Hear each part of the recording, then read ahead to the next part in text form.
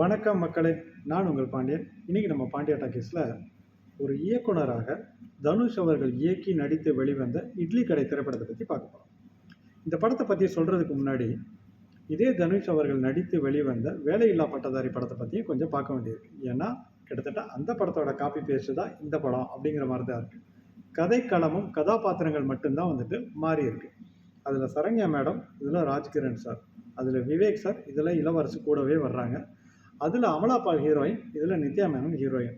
அதில் சுரபி ஓனர் பொண்ணாக நடிச்சிருப்பாங்க. இதில் ஓனர் பொண்ணாக ஷாலினி பாண்டே நடிச்சிருக்காங்க.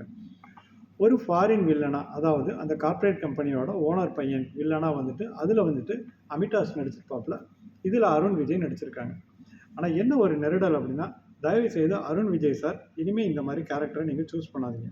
நீங்கள் வளர்ந்து வரும் நடிகர் கிடையாது. ஆல்ரெடி நீங்கள் ஒரு வளர்ந்த நடிகர்.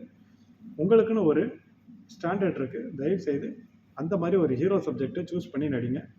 அப்புறம் நித்யா மேனன் பற்றி சொல்லணும் அப்படின்னா, பரோட்டா கடையே வேண்டாண்டா சாமின்னு சொல்லிட்டு இட்லி கடைக்கு வந்திருக்காங்க. இட்லி கடையிலே அந்த அளவுக்கு பெருசாக ஒன்றும் சொல்லிக்கிற மாதிரி கிடையாது. மற்றபடி பார்த்திபன், சமுத்திரகனி அண்ணன், இவங்க எல்லாருமே நடிச்சிருக்காங்க.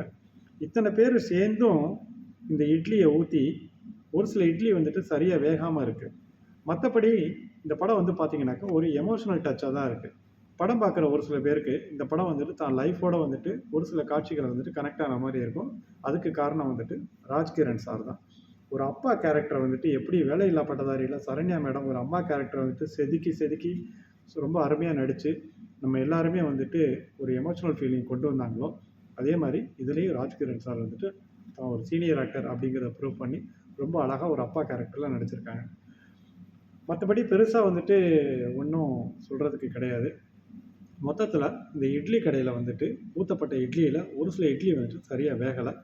ஆனால் டைம் பாஸ்க்கு ஓடிடியில் இந்த படத்தை கண்டிப்பாக நீங்கள் பார்க்கலாம்.